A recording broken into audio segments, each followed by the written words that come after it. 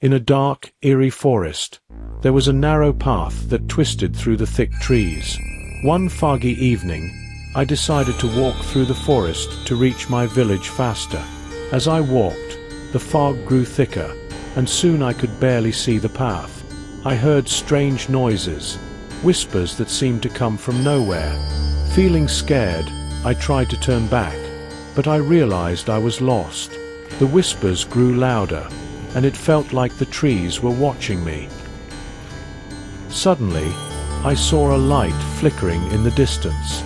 Hoping it was help, I ran towards it, but as I got closer, I saw it was a ghostly figure holding a lantern. My heart raced, but then the figure spoke in a kind voice. "Do not fear. I am here to guide lost souls."